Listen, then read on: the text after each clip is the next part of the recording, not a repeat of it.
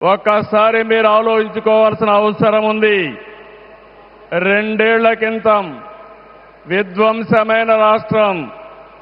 ఆ రోజు నేను, పవన్ కళ్యాణ్ గారు, నరేంద్ర మోడీ గారి నాయకత్వంలో మీ అందరికీ ఒక హామీ ఇచ్చాం. రాష్ట్రాన్ని పునర్నిర్మాణం చేస్తామన్నాం, నిలబెట్టుకున్నాం. మోడీ గారి చేతుల మీదుగా ప్రారంభించుకున్న ఎయిర్పోర్టు ఉత్తరాంధ్రకు ఒక మణిహారం. నేను అందుకే పదే పదే చెప్తున్నాను, ఉత్తరాంధ్ర కలలకు రెక్కలొచ్చాయి. ఎర్ర బస్సు రాదన్నారు, ఎయిర్ బస్సు వచ్చింది. అవహేళన చేసిన వాళ్ళు అడ్రస్ లేకుండా పోయే పరిస్థితికి వచ్చారు. ఆ రోజు ఎన్నో ఈ ప్రాంత ఆశలని, ఆకాంక్షల్ని తక్కువ చేశారు, అడ్డుపడ్డారు. అన్ని అధిగమించాం. అద్భుతమైన ఎయిర్పోర్ట్ ఈరోజు నిర్మాణం అయిందంటే ఇది ఉత్తరాంధ్రకి గర్వ కారణమని మరొకసారి విజ్ఞప్తి చేస్తున్నాను. కొత్త ఎయిర్పోర్టు మన్యం వీరుడు అల్లూరి సీతారామరాజు పేరు పెట్టుకున్నాం. పేరు తలుచుకుంటేనే గుండె ఉప్పొంగుతుంది. గిరిజనులతో కలిసి ఆయన చేసిన స్వాతంత్ర పోరాటం దేశం ఎప్పటికీ మరిచిపోదు. ఉత్తరాంధ్ర శక్తికి నిదర్శనం ఈ ఎయిర్పోర్టు.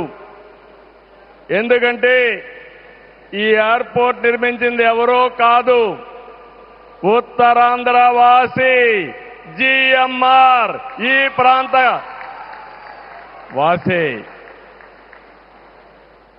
ఇంకొక పక్క దీనికి తొలి అడుగు వేసిన అశోక్ గజపతి రాజు ఇక్కడి వారి ఏవియేషన్ మంత్రిగా నిర్మాణం పూర్తి చేసే బాధ్యత తీసుకున్న రామ్మోహన్ నాయుడుది కూడా ఉత్తరాంధ్రనే. ఇది ఉత్తరాంధ్ర సత్తా అని మరొక్కసారి మీ అందరికీ విజ్ఞప్తి చేస్తున్నాను. ఈరోజు ఉత్తరాంధ్ర దశ దిశ మార్చి కీలక ప్రాజెక్టు ప్రారంభానికి వచ్చిన మోడీ గారికి మనస్ఫూర్తిగా ధన్యవాదాలు. ఈరోజు మనందరం గుర్తుపెట్టుకోవాలి, వెంటిలేటర్ పైనున్న ఆంధ్రప్రదేశ్కి ఆక్సిజన్ ఇచ్చి ఈరోజు నిలబెట్టిన వ్యక్తి నరేంద్ర మోడీ గారు. నేను మిమ్మల్ని అడుగుతున్నా, ఆంధ్రుల సెంటిమెంట్, విశాఖ ఉక్కు నిలబెట్టింది ఎవరని గట్టిగా మీరు చెప్పాల్సిన బాధ్యత మీ పైన ఉంది. ఎవరు?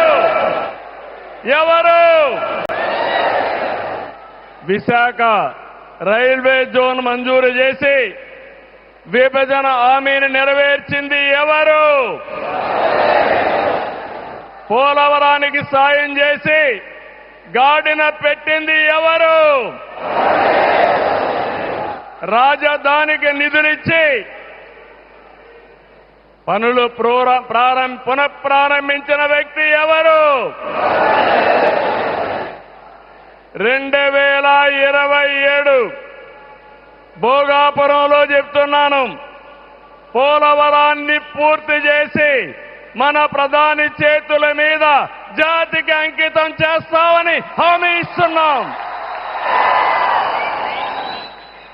2028 అమరావతి మొదటి దశ పనులన్నీ పూర్తి చేసి మన ప్రధానమంత్రి నరేంద్ర మోడీ గారి చేతుల మీదుగా ప్రారంభిస్తామని మీ అందరికీ హామీ ఇస్తున్నాను. దీనికి మనందరం థ్యాంక్స్ చెప్పాలనా లేదా అని అడుగుతున్నా. చెప్పాలనా లేదా అని అడుగుతున్నా. థ్యాంక్ యూ,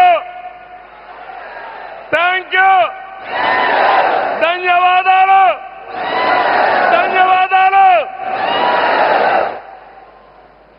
ఏఎస్ఆర్ ఎయిర్పోర్టు 2703 ఎకరాలు, 5641 కోట్ల రూపాయలు అద్భుతంగా వచ్చింది. ఎయిర్పోర్టుని ఫ్లయింగ్ ఫిష్ ఆకారంలో నిర్మించారు. మన తీర ప్రాంతాన్ని ఇది గుర్తు చేస్తుంది. అటు సముద్రం, ఇటు పచ్చని కొండల మధ్య విమాన ప్రయాణమే కొత్త అనుభూతిని తీసుకొస్తుంది. నేను చాలా విమానాశ్రయాలు చూశాను, కానీ భోగాపురం ఒక ప్రత్యేకమైన ఎయిర్పోర్ట్ అని మరొకసారి మీకు విజ్ఞప్తి చేస్తున్నా. ఎయిర్పోర్ట్లో అడుగడుగున తెలుగు కళలు, సంస్కృతి కనిపిస్తున్నాయి. తెలుగు ముగ్గులు, ఏటి కొప్పాక బొమ్మలు, కూచిపూడి నృత్యం, తోలు బొమ్మలాట, బొబ్బలి వీణ, నాదస్వరం, లేపాక్ష నంది వంటివి ప్రతిబింబించేలాగా తీర్చిదిద్దారు. విశాఖ నుంచి భోగాపురాన్ని నిర్మించే బీచ్ కారిడారు ప్రకృతి అందాలతో మరింత ఆకర్షణ తెస్తుంది. గ్లోబల్ ఏరోస్పేస్ ఏవియేషన్ హబ్ కి GMR Manasa aviation university, ASIP semi conductor ప్రాజెక్టుకు శంకుస్థాపన చేసుకున్నాం. GMR VF skill development centre కి ప్రారంభించుకున్నాం. శంషాబాద్ ఎయిర్పోర్టుతో తెలంగాణ దశ దిశ మారింది. భోగాపురం ఎయిర్పోర్టుతో ఉత్తరాంధ్ర దశ దిశ మారుతుంది. 2015లో ఆనాడు ప్రధానమంత్రిగా ఉన్న నరేంద్ర మోడీ గారి నాయకత్వంలో ప్రకటన చేశాం. 19లో అనుమతులు తెచ్చి శంకుస్థాపన చేశాం. భోగాపురానికి నాడు కొబ్బరికాయ కొట్టింది మనమే, నేడు గుమ్మడికాయ కట్టింది మనమే. గుర్తుపెట్టుకోమని కోరుతున్నాను.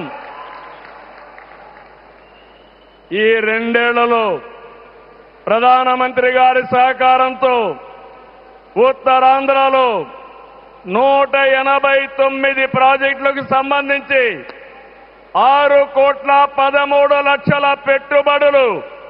ఇవి పూర్తయితే 5,57,000 మందికి ఉద్యోగాలు వస్తాయని మీ అందరికీ విజ్ఞప్తి చేస్తున్నా. ఉత్తరాంధ్రలో వచ్చే 3 ఏళ్లలో 2,784 కోట్లతో 8 ప్రధాన సాగునీటి ప్రాజెక్టులు పూర్తి చేస్తాం.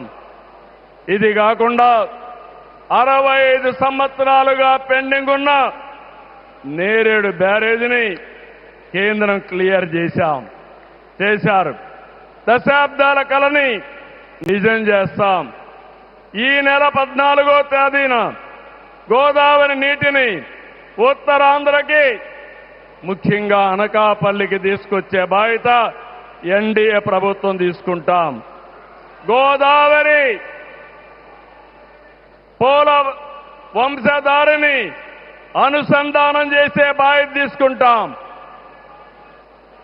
ఉత్తరాంధ్రలో టూరిజం, ఫార్మా, నేషనల్ హైవేలు, పోర్ట్లు, ఎయిర్పోర్ట్లు, railway connectivity, rare earth minerals, ప్రసిద్ధ పుణ్యక్షేత్రాలు, అరకు, పాడేరు, సుందర ప్రాంతాలు లేనిదంటూ లేదు.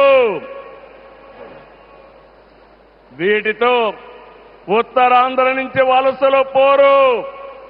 వేరే ప్రాంతాల్లో శ్రీకాకుళం కాలనీలు ఉండవు. వేరే ప్రాంతం నుంచి ఉత్తరాంధ్రకు వలసలు వచ్చే రోజు తొందరలోనే ఉందని మరొకసారి విజ్ఞప్తి చేస్తున్నాను.